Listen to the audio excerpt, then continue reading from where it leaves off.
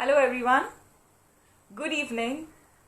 Welcome back to What Happens Next, the series where we have been talking to 15 guests for 15 minutes for 15 days, and we didn't realize that we started the series on the 20th of April, and now we are here on the last day of the series. My name is Shraddha, and I am based in Mumbai. I work with SNS Arts Development Consultancy as a project development consultant. And I'm extremely excited to welcome and introduce you to our guest for today, Clementine Telesfort. She's a movement practitioner, a dancer, festival curator, and she's been teaching all over the world, but currently she's based in Barcelona. So just give me a second while I add her onto the live session.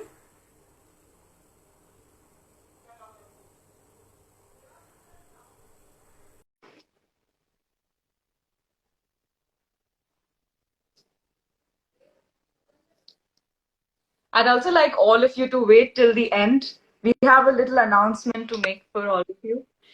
Oh, hi! Hello. Hello. Nice to So see you. happy to be welcoming you to the series, and lovely to see you after almost a year. Same. Nice to see you too. Thank you for having me. And yeah, I'm really enjoying the conversation. And hello to everyone who's gonna be, Yeah, watching. yeah, quite a lot of people. So, Clem, I would like to actually ask you, how have you been, and how is it like in Barcelona right now? I'm good. And yet I just in case people wonder why I have a French accent, I am from France. I just happen to be locked down in Spain, in Barcelona, since I was working there when all of this. The situation is sunny. That's one thing. Right. Good to know. For now, I mean, since 2 days now, we're allowed to go out for sports. So there is Okay. some movement now in the city. I my first out away from the place I'm staying. Yeah, in a long while, and it felt good. Um, so slowly but surely, but still with a strict kind of time frame. Uh, Mm, can some take restrictions. Yeah. yes. How was it like for the last 1 month or so in Barcelona? Was it now it looks like it's much under control, right? Yeah, it has been, I think, quite hectic in Spain in general for the whole system, the healthcare system. Right. But personally, I just lived it, inside of my home, just not enough space to move. But that was my only suffering. Anyway, so yeah, I guess Great. everyone has to handle it in a different way with their faces as well. We all don't have the same chance, so that's a bit. True. So, did you have any shows or any projects that got cancelled and due to the crisis? So, how have you been handling that? Yeah, for now everything is on pause. I had shows. I was supposed to come to India again, Oh, yeah. and yes, but everything got cancelled, and now obviously we don't know when the art sector will be able to start again its activity. That's a strong question, and I'm glad like conversations are happening now. Feel connected and see how to think about it. True, true. I've also been thinking, as a movement practitioner and someone also a teacher who's been working with contact as one of the main aspects. There's some kind of dependency on contact in general with the kind of work that you do. How do you look at the times like a challenge to that? How do you think movement practice is going to be challenged now? Definitely, there's a big shift, no? A big I sense it. I don't know if you guys do too. somehow in the streets there is some crystallization, some tension that I think is, but that's very personal to me. Maybe I'm very sensitive also, but I do see that the relations are more careful or more contained with fear. And, interesting to see,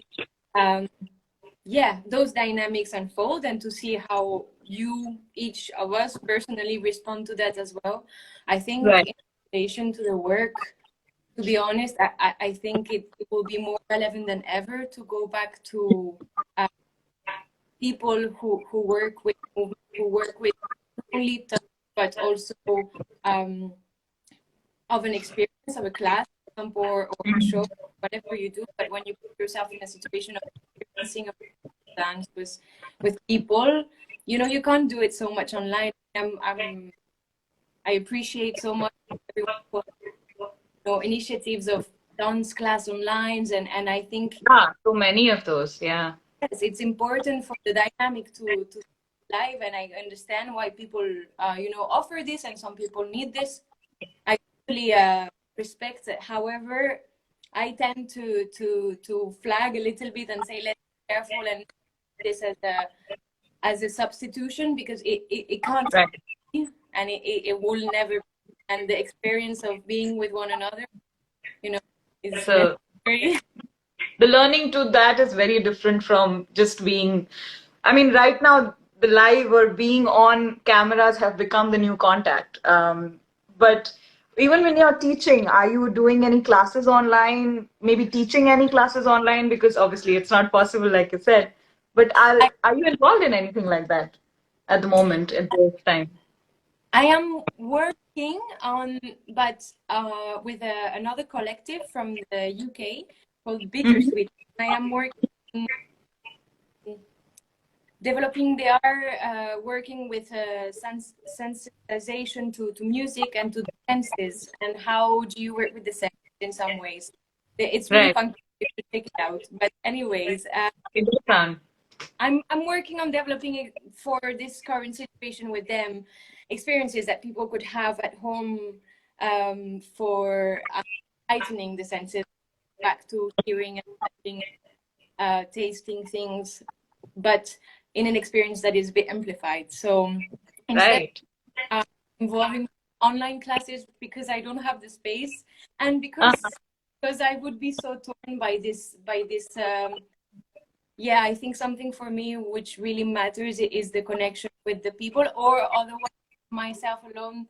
I do dance on my own in the kitchen. Lovely. I'm Totally. glad.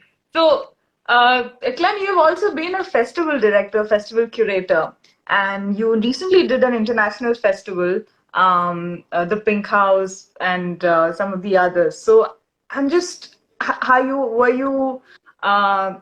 do you think this is going to challenge that as well? Like the whole concept of, having a festival, curating it in a certain way, maybe certain tools are going to change, and have you given that a thought?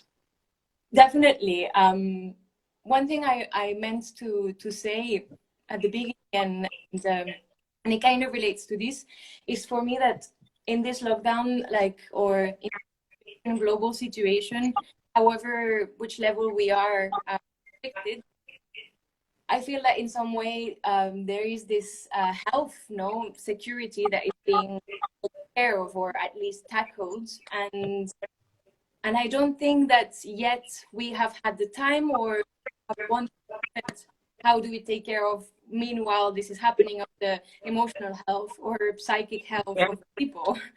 And I've been now for 2 months and a bit, in a 30-meter square, and this is tough. I mean, at least we are Yeah. just two, but still. And I think a big role of the arts organization, of the festivals, and of the artists is going to be that place. And I really hope that we can understand that as quickly as possible. True. If so, not after but meanwhile as well, Hmm. how can we take care of the place of the artist in the society and give that situation, maybe invent other forms of models, you know. So given the curation then into a specific festival, there is a lot of discussion, I think, about. So since all of this is really based on climate change, no, and our direct impact on our environment, then maybe I start hearing conversation about how international festivals would really justify, or I don't know, maybe the you know, the international and big companies traveling and big, all maybe will have to be rethought, and maybe we don't do this anymore. But if we do go and travel far, it's to stay maybe longer and not do, you know, 4 days in Hong Kong, 3 days in San Francisco. That's right. Not pace, maybe slow down the pace a little bit. Yeah. I'm not for going everything, you know, onto itself, and even though I think developing arts more locally in the community and at different scale more interesting. At the same time, I think that the exchange, like we did, you know, the reason why we met is because I had the opportunity to come that far. So I think it is important, but we just need to look a little bit more of how we do it, not just what we do, but how we do it. Yeah. That's a really important message. But maybe like a last word for the artist community that you would like to share with all of us. Yes, I had written some ideas of what I would want to leave. And I thought of one thing simple that is something that has made me a lot of good those days, is to look at the light, you know, entering the room or flat or house, and see how it passes throughout the day, observing the quality of the color light, observing the little plants or whatever alive you have that grows near you. Observe it, take this time to slow down to this kind of pace. For me, really kind of a shock, but at the same time, so good to allow my pace to slow down to what rhythm I'm forced to take. And somehow, I really hope that we can all take a little bit of this pace, or a little bit more of this observation of the cycles and their own pace, and take it once we take out, you go out, you know, take it and to transform it and kind of mold it into the outside world a little more. That's beautiful. That's actually a really lovely note to end our series on, to actually take this time to, you know, create your own pace and kind of go deep into just observe and just like be a witness to what's happening. Thank you so much, Clem. This has been really, really lovely. A very short conversation, but so enriching. Let's do it again sometime. Yes. In fact, this is something that I'd like to announce to everyone. We are coming up with the second part of the series where we'll talk about things in more detail, and we will come up with the final plan. And if any of you have any suggestions or any collaboration ideas that you'd like to give us, please DM us on our page. And please also follow Clementine's page. And she's an exceptional human being and an amazing artist. I'd also like to thank you again, and thank all of you to join us and be with us. Thanks again. Bye. Thank you so much. Thank you, Clem. Bye. Bye.